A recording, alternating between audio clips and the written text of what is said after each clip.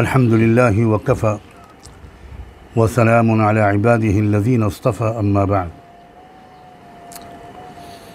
सबसे पहले तो आप हज़रात से ये गुजारिश है कि यहाँ इस इलाक़े में वो साइक्लोन बहुत ही सीवियर शक्ल में आया हुआ है और उसकी वजह से रात से ही यहाँ इलेक्ट्रिसिटी फेल है बिल्कुल, और उसका असर नेट पर भी पड़ा है। देखिए, अल्लाह करे कि मेरी कुछ बातें या सब बातें आप हज़रात तक पहुँच सकें। बैतुल मुक़द्दस की जो तारीख़ है, बहुत मुख्तसरन कुछ मैं याद दिलाना चाहता हूँ।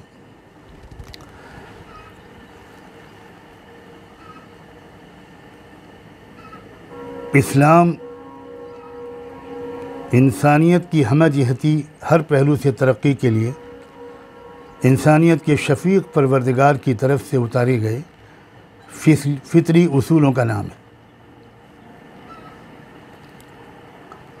और एक मुकम्मल तहज़ीब, एक की बहुत ही कंप्लीट वे ऑफ लाइफ और एक सिविलाइजेशन की हैसियत से इंसानियत तक, इंसानियत के शफ़ीक़ परवरदिगार का वो शफ़क़त भरा फितरी पैगाम सबसे पहले जिस हस्ती ने पहुँचाया था वो थे इब्राहीम अलैहिस्सलाम।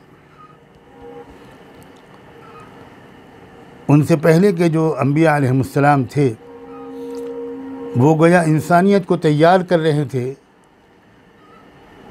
उस मुकम्मल ज़िंदगी का निज़ाम लेने के लिए।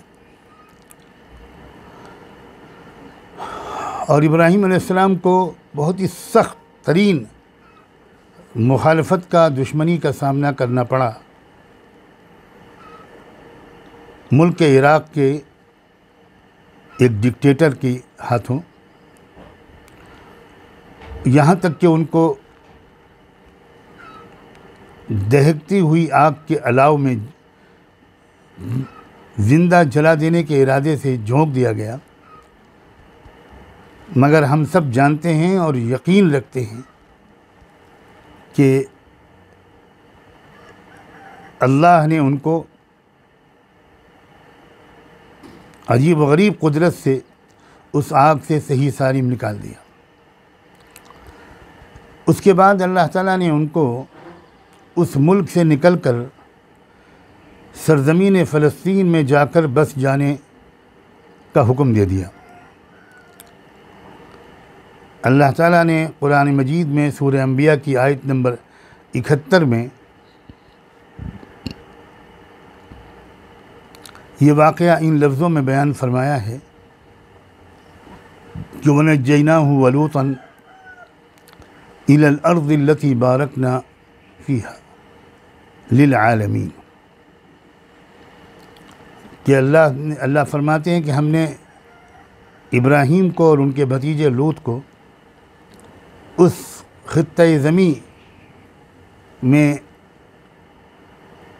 भेज दिया, इन ज़ालिमों से बचाकर, जिस खित्ते ज़मी में हमने पूरी दुनिया के लिए बरकतें रखी हुई हैं। ये बहुत अहम लफ्ज़ है, बस सिर्फ नोट कर लीजिए इसकी अहमियत को कि कितने ज़माने पहले उस ज़मीन के बारे में खुदा ने ये लफ्ज़ बोला कि उसमें बरकत है, और वो बेबरकत इलाक़ाई नहीं है, सिर्फ लिल आलमीन है। पूरी दुनियाए इंसानियत के लिए उस ज़मीन के अंदर बरकत के असबाब हैं। बहुत कुछ इस बरकत के असबाब की तशरीह के तौर पर कहा जा सकता है और कहा जाना चाहिए, लेकिन इस वक्त मैं उस तफसील में नहीं जा सकूँगा। अब ये जो इब्राहीम अलैहिस्सलाम को इराक़ से भेजा गया फ़लस्तीन, तो यूँ समझिए कि पहला आलमी मरकज़ इंसानियत की तालीम और तरबियत के लिए और उसको एक शाइस्ता तहज़ीब व तमद्दुन सिखाने के लिए ये पहला मरकज़ बना, पहला आबाद मरकज़ बना, पहला एक्टिव मरकज़ बना। यह है बैतुल मुक़द्दस की इब्तिदा। और ये भी मैं ज़िक्र कर दूं कि यही इब्राहीम अलैहिस्सलाम हैं कि उनके एक बेटे इस्माइल के ज़रिए से मक्के मुकर्रमा में एक और मरकज़ कायम हुआ, और अल्लाह ने अपनी अजीब व गरीब मनसूबाबंदी और प्लानिंग के तहत गोया उस दौर में 2 आलमी मरकज़ इंसानियत की तालीम, तहज़ीब, तरक्की के लिए, रहनुमाई के लिए कायम करवाए। और दोनों के जो सरबराह थे वो हज़रत इब्राहीम अलैहिस्सलाम थे।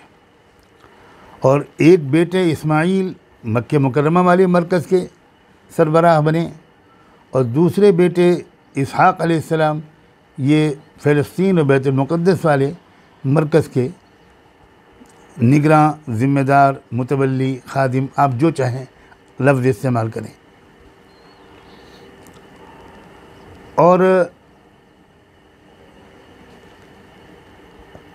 उस वक्त से बैतुल मुक़द्दस की जो तारीख़ है वो इस तरह की है कि बहुत अज़ीम उलमा ने, जिनकी बैतुल मुक़द्दस की तारीख़ पर बहुत गहरी नज़र है, उन्होंने उसके बारे में ऐसी अहम बातें इरशाद फरमाई हैं कि मैं ये समझता हूँ कि अगर मैं कम से कम एक आलिम का जो दूसरी सदी हिजरी ही में गुज़रे हैं, हज़रत मुक़ातिल इब्न सुलेमान, मैं उनका सिर्फ़ एक इक़्तिबास पढ़कर सुनाऊँ। वो तो अरबी में है, मैं उसका अगर तर्जुमा करूँ तो शायद वक्त बच जाएगा इक़्तिबास सुनाने के बजाय। उनका ये कहना है कि कोई एक बालिश्त भी सरज़मीन बैतुल मुक़द्दस में ऐसी जगह नहीं है जिसमें कि किसी न किसी नबी ने अल्लाह का ज़िक्र न किया हो, नमाज न अदा की हो। वही जगह है जहाँ बहुत से अंबिया अलैहिस्सलाम, जिनमें से कुछ का उन्होंने नाम भी लिया, उन्होंने इंसानियत की रहनुमाई का काम अंजाम दिया। हज़रत ज़करिया अलैहिस्सलाम का ख़ास तौर पर ज़िक्र किया जाता है, जिनका कुरान में नाम लेकर ज़िक्र है। हज़रत मरियम, हज़रत ईसा अलैहिस्सलाम की जो वालिदा माजिदा थी, अज़ीम ख़ातून, जिनको एक मिसाली आइडियल ख़ातून करार दिया है कुरान ने तमाम दुनिया की अच्छी पाकदामन औरतों के लिए, वो भी वहीं पैदा हुई। उनके वालिद माजिद हज़रत इमरान, जो एक बहुत अज़ीम बुज़ुर्ग शख्सियत थी, वो भी वहीं के। हज़रत मरियम के बेटे हज़रत ईसा अलैहिस्सलाम, वो भी वहीं से। ईसा अलैहिस्सलाम को आसमानों पर उठाया गया वहीं से। और भी बहुत सी चीज़ों का तज़किरा उन्होंने किया है। यानी एक पूरी तारीख़ है, पूरी मुसलसल बैतुल मुक़द्दस की एक अजीब रूहानी अहमियत है और तासीर है। मैं क़स्दन 2 लफ्ज़ बोल रहा हूँ, अहमियत और तासीर।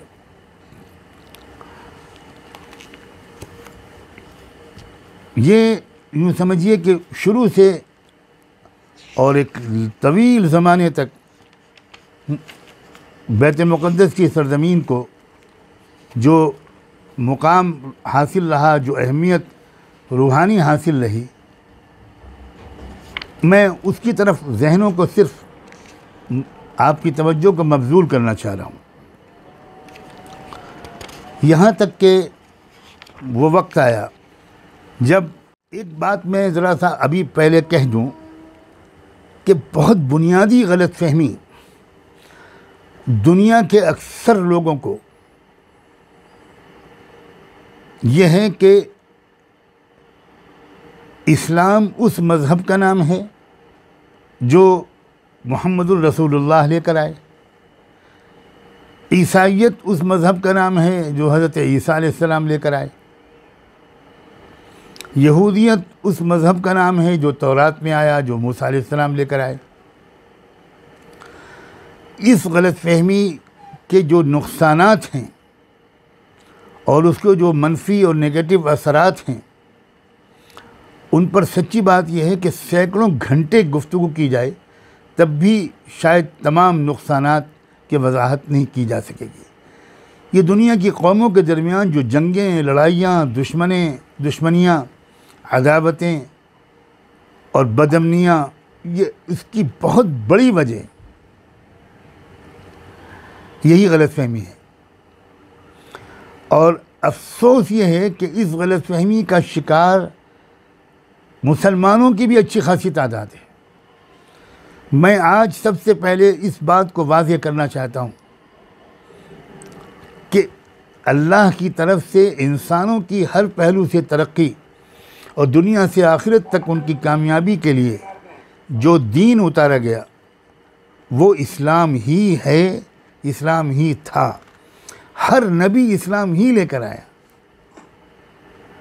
इब्राहीम अलैहिस्सलाम ने अपनी औलाद के लिए इस्लाम की दुआ मांगी, अपने लिए इस्लाम की दुआ मांगी, मुस्लिमैन लका, अल्लाह हमको मुस्लिम बना दीजिए, मुझे और मेरी औलाद को मुस्लिम बना दीजिए।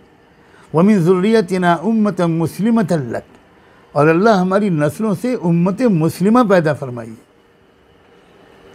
दीन कभी अलग अलग हो ही नहीं सकता।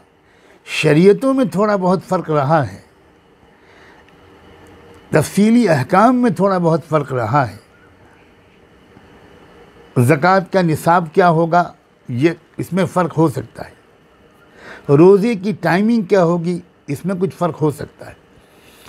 लेकिन दीन जिस चीज़ का नाम है, दीन नाम है बुनियादी उसूलों का। नेकी और बदी के जो बुनियादी उसूल हैं उनका नाम है दीन। और ये दीन तमाम अंबिया अलैहिमुस्सलाम एक ही दीन लेकर आए। तो बैतुल मुक़द्दस भी इस्लाम का मरकज़ था।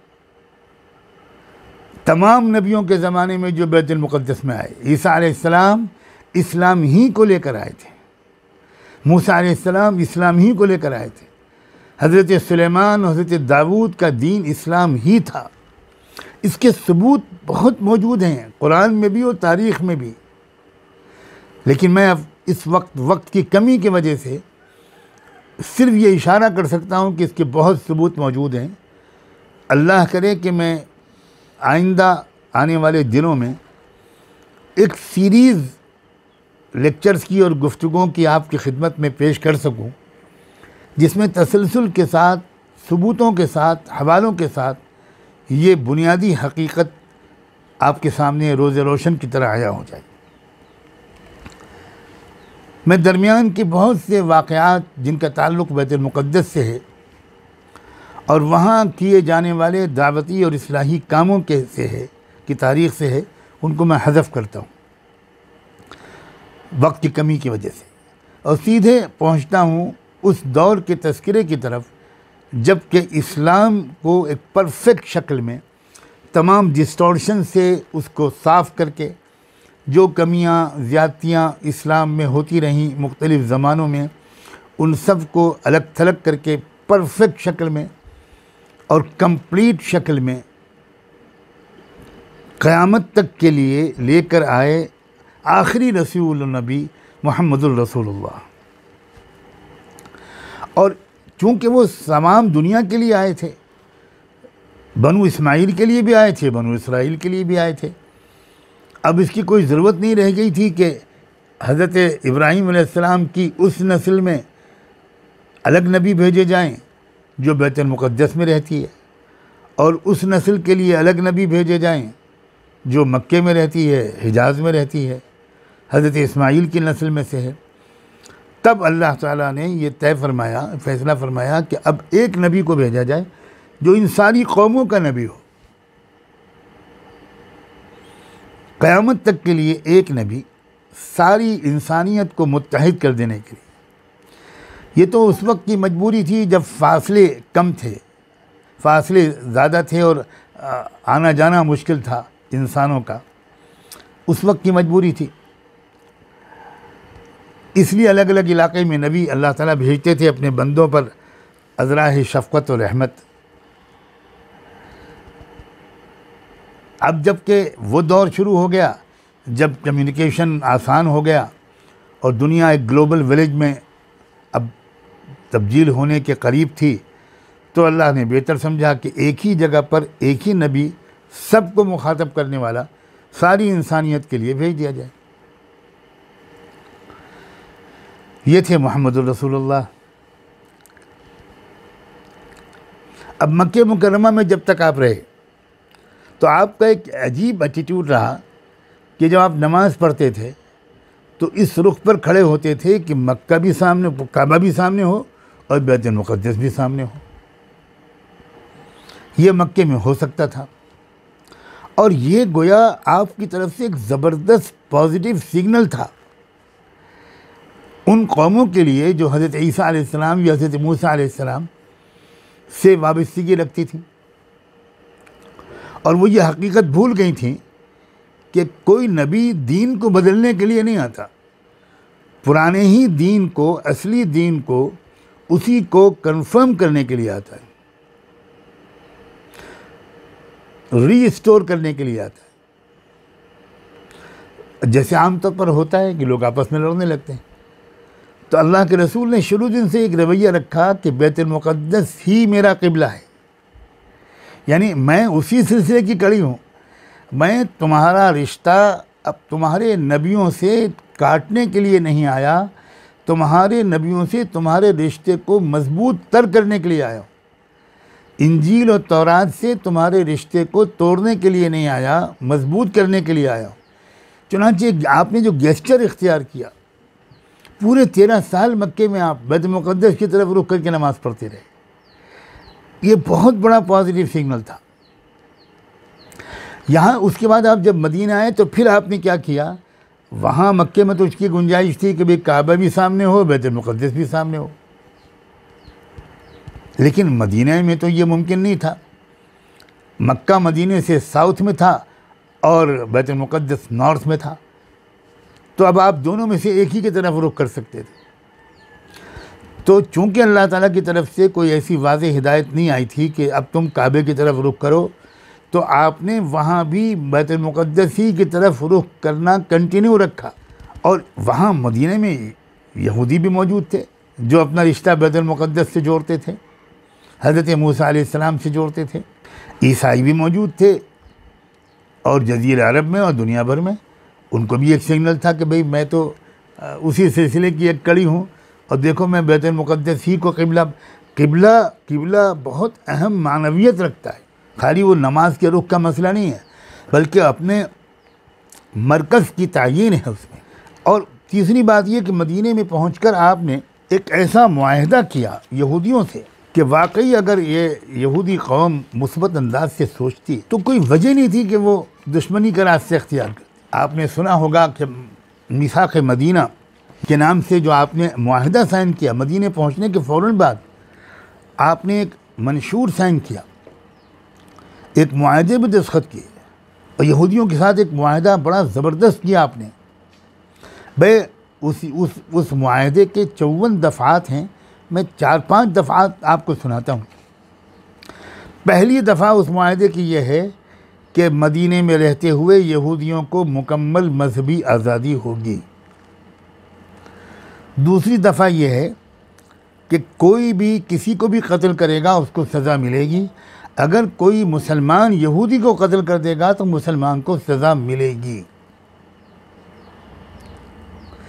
एक और दफ़ा उसमें यह है कि तमद्दुनी और सकाफ़ती मामलात में यहूदियों को मुसलमानों के बराबर राइट्स हासिल होंगे। एक और दफ़ा उसमें यह है कि यहूदी और मुसलमान एक दूसरे के हलीफ और अलाई होंगे और किसी से भी लड़ाई होगी तो दोनों एक दूसरे का साथ देंगे। अगर कोई यहूदियों से जंग छेड़ेगा तो मुसलमान यहूदियों का साथ देंगे, डिफेंड करेंगे, और अगर कोई मुसलमानों पर हमला करेगा तो यहूदी मुसलमानों का साथ देंगे।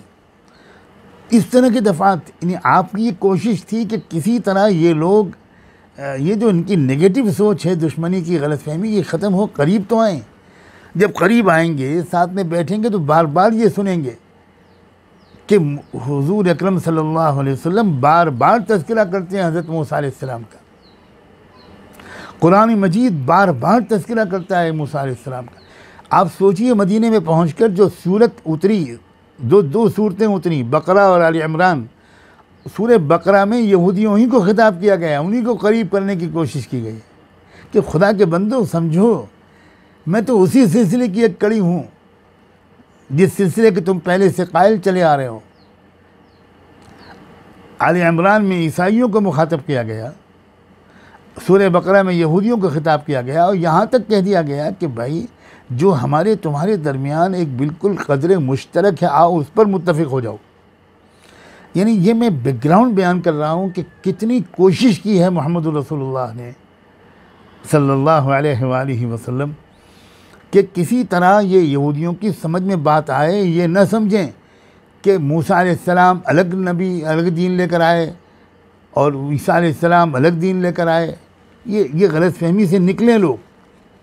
और बार बार कुरान ने इसको समझाया कि शरअ लकुम मिनद्दीन मा वस्सा बिही इला आखिरिल आया, कि लोगों तुम्हारे लिए वही दीन आया है जो अल्लाह ने नूह को दिया था, मूसा को दिया, ईसा को दिया और तमाम नबियों को दिया। बहरहाल ये मीसाक मदीना एक ऐसा गोल्डन चांस था कि इससे फिर यहूदी अंडरस्टैंडिंग पर आते, पॉजिटिव अप्रोच अपनाते और कहते कि जब आप उसी दीन को कंफर्म करने के लिए आए हैं तो हमें क्या इख्तिलाफ होगा। ये मगर अफसोस, बहुत अफसोस है कि आम तौर पर यह हकीकत शैतान खुदा जाने किस तरह लोगों के जहनों से उलझन रखने में कामयाब हो जाता है। सारी दुनिया के सारे मज़ाहिब एक हैं, ये मैं नहीं कह रहा हूँ, ये तो बिल्कुल गलत है। कैसे हो सकता है? एक मज़हब कहता है कि 3 करोड़ तुम्हारे देवता है, एक मज़हब कहता है कि एक खुदा के सिवा कोई नहीं है। कैसे दोनों एक हो सकते हैं? हरगिज़ नहीं। मैं ये कह रहा हूँ कि खुदा की तरफ से इंसानों को मुख्तलिफ नबियों के ज़रिए भेजा गया दीन हमेशा से एक रहा है, और ये वो बुनियाद है कि जिसको इस वक्त बहुत ज़्यादा मजबूती से समझने की ज़रूरत है। ये एक रास्ता खोलती है दूसरी कौमों के साथ मुकालमे का, डायलॉग का, दावत का, और हमारे अंदर भी गहरी समझ पैदा करती है। अब जबकि मैंने ये बात आपके सामने रखी कि अहले किताब को समझाने की भरपूर कोशिश की गई है, ये एक मुस्तकिल मौजू है और शायद कई लेक्चर्स इस पर दिए जाएं, तब जाकर तस्वीर किसी हद तक वाज़ेह हो पाएगी कि इस्लाम ने पिछले नबियों की तरफ अपने को मंसूब करने वालों को सच्चाई समझाने के लिए कितने प्यार से, कितनी मोहब्बत से, कितनी माकूलियत से, कितनी नरमी से, कितनी बर्दाश्त के साथ उनको समझाने की कोशिश की। अब यहाँ तक कि अफसोस ये है कि ये सारी कोशिशों का जवाब बहुत ही नेगेटिव मिला। ऐसा नेगेटिव मिला कि यहूदियों ने तय कर लिया कि एड़ी चोटी का ज़ोर लगाना है मोहम्मद की मुखालिफत। बड़ा उनका एक कमांडर, बहुत बड़े लीडर था यहूदियों का, हय्य इब्न अख्तब, मदीने में। तो एक लंबा किस्सा है। उसने और उसके भाई ने पूरी तहकीक करके ये इत्मीनान कर लेने के बाद कि मोहम्मद वाकई सच्चे रसूल लगते हैं, ये इत्मीनान कर लेने के बाद, और ये वही रसूल हैं जिनका हमारी किताबों में तज़किरा है, उसके बावजूद वो जो रेसिज्म होता है, नस्ली असबियत और दुश्मनी, फ़िरका परस्ती, वो बहुत ख़तरनाक चीज़ है। ये जान लेने के बाद भी कि मोहम्मद सच्ची बातें कह रहे हैं, ये फ़ैसला कर लिया कि हमको तो मरते दम तक दुश्मनी का रवैया रखना है। अब वो कैसा नामुबारक लम्हा था कि जिसने एक पूरी कौम को बड़ी बेहतरीन नेमत से महरूम कर दिया। अब ये उसके बाद न सिर्फ ये हुआ, बल्कि फिर वो ईसाई ताकतों ने, जो बहुत बड़ी रोमन एम्पायर थी, उसने साजिशें शुरू की मदीने के ख़िलाफ़, अहले इस्लाम के ख़िलाफ़। और अल्लाह के रसूल सल्लल्लाहु अलैहि वसल्लम ने अपनी ज़िंदगी ही में तबूक तशरीफ़ ले जाकर एक ज़बरदस्त पैगाम भी दे दिया। जो गुफ्तगूएँ हुई हेरक्यूलिस के दरबार में, वो सब मैं इस वक्त उनका तज़किरा नहीं कर पाऊँगा कि कितना यकीन था उस रोमन बादशाह को कि मोहम्मद नबी बरहक है। उसके बावजूद वही पॉलिटिकल मसलहतें और गुरूर, तकब्बुर, एरोगेंस, घमंड, नस्ल परस्ती, नस्ली गुरूर, फ़ैसला यही किया कि हमको तो मोहम्मद को की मुखालफत करनी है। चुनांचे हज़रत सिद्दीक़ अकबर रज़ियल्लाहु अन्हु ने अल्लाह के रसूल की मंशा को अपनी आखिरी ज़िंदगी में हुजूर की जो मंशा थी और जो आपकी तवज्जो थी कि ये रोमन अम्पायर के अंदर करोड़ों जो इंसान बसते हैं उनको आज़ादाना फ़ैसला करने का मौका मिले और वो जो वहाँ की हुकूमत का एक दबाव है, जबर है, उससे निकलें वो लोग। इसी को समझते हुए हज़रत सिद्दीक़ अकबर ने बाकायदा रोमन अम्पायर के से बातचीत करने और न माने तो आवाम से बातचीत करने की मोहलत नहीं देते वो, तो ताकत के ज़रिए से हुकूमतों को रास्ते से हटाने की इरादे से साहबे किराम के लश्कर के लश्कर हज़रत सिद्दीक़ अकबर ने भेजे। लंबी तारीख़ है उन लश्करों की। मैं चाहता हूँ अगर उलमा सुन रहे हैं और यकीनन इमाम्स काउंसिल के इस प्रोग्राम में उलमा और इमाम मसाजिद सुन रहे होंगे, तो मैं आपसे गुजारिश करता हूँ कि खुदा के लिए हज़रत सिद्दीक़ अकबर की उन मुहिमों का और हज़रत उमर फ़ारूक की उन इक़दामात का मुताला कर लीजिए। अगर कई किताबें आप तफ़सीली नहीं पढ़ सकते तो सिर्फ़ अल्लामा शिबली की अल फ़ारूक पढ़ लीजिए। हज़रत सिद्दीक़ अकबर के दौर ही में जो मुल्क शाम के मुख्तलिफ़ सूबे थे, उन सूबों में अलग अलग साहबे किराम के साथ गोया लश्कर गए और बड़ी कामयाबियाँ उनको मिली बड़ी ज़बरदस्त कुर्बानियों के बाद। उन्हीं सूबों में एक सूबा फ़लस्तीन भी था। यहाँ हज़रत उमर फ़ारूक के ज़माने में गोया जिसकी बारी आई। अब जब साहबे किराम मुख्तलिफ़ इलाक़ों को फ़तेह करके फ़लस्तीन पर पहुँचे, बैतुल मुक़द्दस पर पहुँचे, तो ये ईसाइयों का मरकज़ था और उन्होंने क्या किया, पहले तो अपने को किले में बंद कर लिया और किले के अंदर से मुकाबला करने की कोशिश की। लेकिन कुछ दिन मुकाबले के बाद वो ये समझ गए कि हम कर नहीं पाएंगे मुकाबला। उन्होंने अपने पादरियों से मशवरे भी किए, बड़ी लंबी उसकी दिलचस्प तारीख़ है। पादरियों ने मजहबी और रूहानी तौर पर गौर व फ़िक्र करके ये मशवरा दिया कि शिकस्त यकीनी है, वो वक्त आ गया है, इसलिए अब आप मुसलमानों के हाथ बैतुल मुक़द्दस को हवाले कर दीजिए। बस इतना आप कीजिए कि आप ये इस पर इसरार कीजिए कि मुसलमानों के जो खलीफा और हुक्मरां हैं अमीरुल मोमिनीन उमर फ़ारूक, वो ख़ुद मदीने से आएँ और उनको बैतुल मुक़द्दस की चाबियाँ दीजिए, इसलिए कि ये बैतुल मुक़द्दस ये आम जगह नहीं है। चुनांचे ये पैगाम जब हज़रत उमर को मिला, हज़रत उमर ने मशवरा किया और सैयदना अली रज़ियल्लाहु तआला ने पुरज़ोर तायद की, कहा कि बिल्कुल आपको जाना चाहिए, आप ज़रूर तशरीफ़ ले जाइए। कुछ और सहाबा को तरद्दुद था, उन्होंने कहा कि अब ईसाइयों की ताकत टूट चुकी है, अब उनके मुतालबे को मानने की ज़रूरत नहीं है। लेकिन हज़रत अली की राय पर हज़रत उमर ने फ़ैसला फरमाया और वो ख़ुद तशरीफ़ ले गए। कुछ मुहाजिरीन और कुछ अंसार की एक जमात आपके साथ थी। कैसा अजीब सफ़र हुआ, काश के वक्त होता तो मैं उस सफ़र के रास्ते के दो एक मनाजिर जो मौरख़ीन ने दर्ज किए हैं वो भी मैं आपकी खिदमत में पेश करता। अब जब वहाँ पहुँचे और वो गुफ्तगू हुई तो आपको ख़ास तौर पर ये बात बताना चाहता हूँ, गुफ्तगू की और तफसीलात के बजाय, कि जो मुआहदा हुआ, एक मुआहदा बाकायदा हज़रत उमर ने लिखवाया और अल्लाह का शुक्र है वो मुआहदा तारीख़ की किताबों में बहुत महफूज है और बिल्कुल कई किताबों को खंगालने में ये बड़ी खुशी हुई कि एक ही टेक्स्ट हर जगह है, मतन के अल्फाज में कोई भी तब्दीली नहीं है। वो मुआहदे का मतन था बिस्मिल्लाहिर्रहमानिर्रहीम, हाज़ा मा अअता अब्दुल्लाह अमीरुल मोमिनीन उमर अमीरुल मोमिनीन अहल ईलिया मिनल अमान। ये वो अमान है जो खुदा के बंदे अमीरुल मोमिनीन उमर ने ईलिया यानी बैतुल मुक़द्दस के बाशिंदों को दी है। ये अमान उनकी जान, माल, चर्च, गिरजा, सलीब, तंदुरुस्त और बीमार और उनके तमाम मज़ाहिब वालों के लिए है। यानी इस अमान का जो दायरा है उनकी सबकी जानें महफूज, सबके माल महफूज, सबकी इबादत गाहें महफूज, सबके गिरजाघर महफूज, सबकी सलीबें महफूज, और सारे इंसान महफूज, जो तंदुरुस्त हैं वो भी महफूज, जो बीमार हैं वो भी महफूज।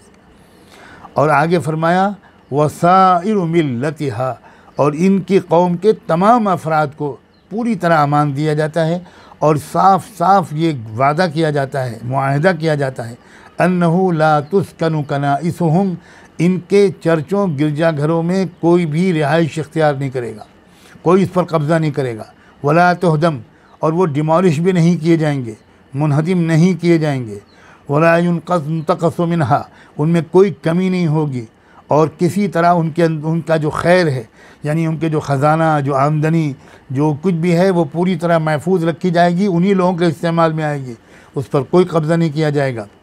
और उनके गिरजों की आमदनियों, सलीबों और उनके माल को कोई नुकसान नहीं पहुंचाया जाएगा। उन्हें उनके दीन के ख़िलाफ़ किसी और दीन को इख्तियार करने पर मजबूर नहीं किया जाएगा, न किसी को मज़रत और नुकसान पहुंचाया जाएगा उनके साथ। यानी बस एक बात है कि बैतुल मुक़द्दस में किसी यहूदी को रहने नहीं दिया जाएगा। आप चौंक रहे होंगे कि भाई ये तो बड़ा अजीब किस्म का कानून है, काश कि मेरे पास वक्त होता तो मैं गुफ्तगू सुनाता। हुआ ये था कि ईसाई लोगों ने, लीडरशिप ने, अस्करी लीडरशिप ने, फ़ौजी ने, मजहबी लीडरशिप ने, पादरियों ने, सब लोगों ने कहा था एक शर्त है सुलह की कि यहाँ इस मुकाम पर किसी यहूदी को ठहरने की इजाज़त आप नहीं देंगे, जैसे हम नहीं देते वैसे आप भी नहीं देंगे। ये उनका मुतालबा था। और रिवायात तो ये तक बताती हैं कि हज़रत उमर ने उनको कायल करने की कोशिश की कि भाई आप इस पर हमको मजबूर न करें, हम आपके मोहल्ले में आपके साथ रहने पर पाबंदी लगा देते हैं, लेकिन ये कि यहाँ तो हज़रत उमर ने बिल आखिर यही कहा कि ठीक है आपके साथ नहीं रहेंगे, अलग बस्ती होगी उनकी और वो वहाँ रहेंगे, हम उनके रहने की पाबंदी नहीं लगा सकते। क्या आज आप यकीन कर सकते हैं कि जो यहूदी आज ये सलूक कर रहे हैं, और वह सब यहूदी नहीं कर रहे हैं, मैं ये भी कहना चाहता हूँ, तो जो सहयूनी यहूदी कर रहे हैं उनके आबा व अजदाद के साथ ये सलूक हज़रत उमर ने किया था, और यही सलूक पूरी तारीख़ में जारी रहा। मुझे चूँकि अब बात को ख़त्म करना है, असल बात तो कुछ और ही है जो मैं कहना चाहता था। वो बिल्कुल साफ़ ये है कि यकीन रखिए इस बात को कि इस्लाम के पूरे दौर में, पूरी तारीख़ में तमाम खुलफा, तमाम हुकूमतों, खिलाफत राशिदा, बनु उमय्या, बनु अब्बास, सल्जूकियों ने, उस्मानियों ने, सब ने हज़रत उमर के इसी वादे को निभाया और इसी पर अमल किया। यही तरीक़ा था और यही पुराना तरीक़ा था। पूरी दुनिया में कोई झगड़ा नहीं हो रहा था, सब आराम से रह रहे थे, कभी कोई जंग यहूदियों के साथ नहीं हुई। लेकिन अफसोस कि एक शख्स ने सबसे पहले एक ख़यानत की। मिस्र का एक हुक्मरान था मोहम्मद अली पाशा, उसने सबसे पहले इस वादे मुआहदे की ख़िलाफ़ वर्जी करते हुए उसने वो ख़रीद लिया गया, ऐसा इशारे मिलते हैं रिसर्च जो पेपर्स हैं उनमें, और वो कुछ पैसा लेकर उसने 10 यहूदी ख़ानदानों को बैतुल मुक़द्दस में रहने की इजाज़त दी। रहने की, आने जाने की नहीं, आने जाने की इजाज़त तो थी, 1 महीने तक रुक सकते थे, इससे ज़्यादा नहीं रुक सकते थे, लेकिन अली पाशा ने ये पाबंदी हटा दी। और यही जड़ बुनियाद है वो 10 ख़ानदान, उस सारी मुसीबत और फसाद के जो पूरी आज तक चल रहा है। बहरहाल उसके बाद फिर एक जो दौर आए, आप अभी मुख्तलिफ़ मुक़र्रिरीन से सुन चुके हैं कि क्या हुआ। फिर उसके बाद 18वीं सदी के आखिर में या 19वीं सदी के शुरू में किस तरह एक चंद यहूदी लीडरों और सरमायादारों ने गोया एक तहरीक शुरू की सहयूनियत या ज़ियोनिज़्म के नाम से, और किस तरह हम यूरोप और अमेरिका, पहले यूरोप, बरतानिया सबसे पहले, जब तक दज्जाल का मस्कन बरतानिया था। मैं जानता हूँ ये जुमला जो है बहुत तशरीह तलब है, और मैं आपके अंदर प्यास भी पैदा करना चाहता हूँ कि दज्जाल का एक स्टेशन बहुत ज़माने तक बरतानिया रहा। उसके बाद एक वक्त आया कि दज्जाल का स्टेशन अमेरिका मुंतकिल हुआ, और शायद बरतानिया ही वो जजीरा था जहाँ एक अजीम सहाबी तमीम दारी की मुलाकात बराह रास्त दज्जाल से हुई थी। चुनांचे बरतानिया ही ने इस बच्चे को जन्म दिया, इसराइल जिसका नाम है, जिसकी तफसीलात अभी आप सुन चुके।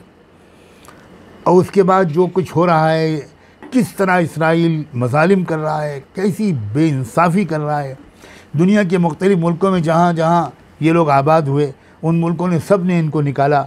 मैंने पूरे आज़ाद शुमार लिखे थे कि फ़्रांस ने किस वक्त निकाला, जर्मनी ने किस वक्त निकाला, बरतानिया ने किस वक्त निकाला, यहाँ तक कि अमेरिका का एक सदर, आप हैरत करेंगे, अमेरिका के एक सदर था, उसने एक तकरीर की है, बड़ी ज़बरदस्त तकरीर है, जिसमें उसने पूरी वजाहत के साथ ये गोया समझाया है लोगों को कि अमरीकी दस्तूर ऐसा बनाओ कि यहूदियों को अमेरिका में बसने की इजाज़त ना हो। और उसने जो गोया बातें कही हैं, मैं 2-3 जुमले उसके पढ़ के सुनाना चाहता हूँ। उसने कहा, मोहतरम हजरात, ये जो सदर था, इसका नाम था बेंजामिन फ्रैंकलिन, और ये जो उसका ख़िताब है, ये फ़िलाडेल्फिया में जो फ्रैंकलिन इंस्टीट्यूट है, उसमें इस अमेरिकी सदर की तकरीर की ओरिजिनल कॉपी आज भी आप देख सकते हैं। उसमें उसने जो ख़िताब में बातें कही, उसमें उसने एक बात ये कही कि मोहतरम हजरात, यहूद जिस सरज़मीन में पहुँचते हैं उसका अखलाक़ी मेयार पस्त हो जाता है और तिजारती मामलात गैर शरीफाना हो जाते हैं। यहूद सिर्फ़ अपना मफाद देखते हैं, दूसरे लोगों के साथ मामलात में नाइंसाफ़ी करते हैं। इन लोगों ने मुख्तलिफ़ ममालिक की मालियात का गला घोटने की कोशिश की, जैसा कि पुर्तगाल और स्पेन में हो चुका है। तकरीर आगे उसकी लंबी है, जिसमें उसने ज़ोर दिया है, ये ख़ुद अमेरिका के सदर का एक बयान है। तो ये इनका किरदार रहा, इन्होंने उसी के बुनियाद पर हर जगह कब्ज़ा किया, फूट मचाई, ब्लैकमेल करने के बड़े माहिर हैं ये लोग।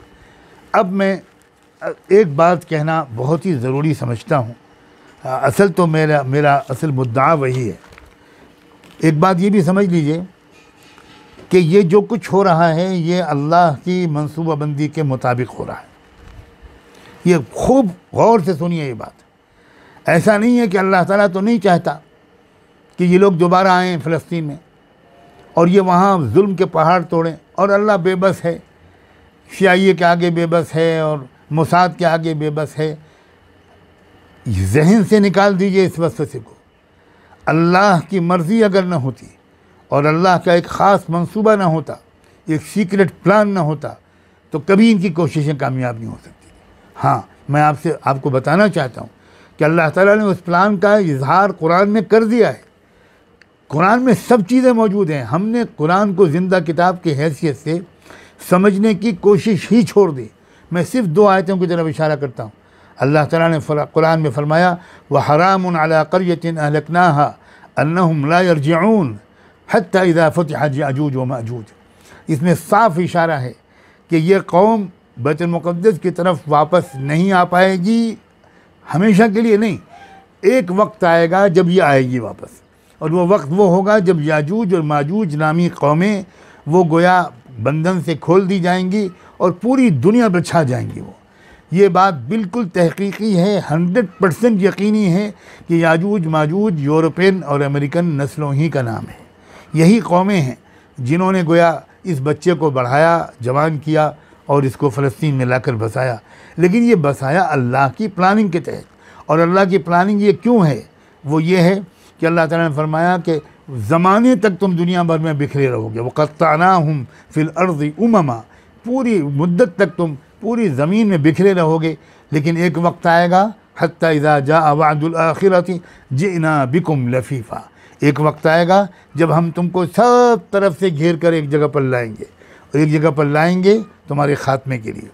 अब बस आखिरी बात अर्ज़ करता हूँ, बस इतनी बात अर्ज़ करता हूँ कि आखिर ये जो किस चीज़ की कमी है जिसकी वजह से हम मुकाबला अब तक नहीं कर पा रहे थे, वो कमी ये है कि कोई ऐसी कैफियत हमारे दिलों के अंदर से निकल गई थी कि कोई मसला हमारे दिलो दिमाग पर इस तरह छा जाए कि हमको उस मसले को हल करने और उस वादी को तय करने के लिए ज़िंदगी की बाजी लगा देना आसान हो जाए। हमारे लिए मौत लजीज़ तर हो जाए, अजीज़ तर हो जाए ज़िंदगी के मुकाबले में।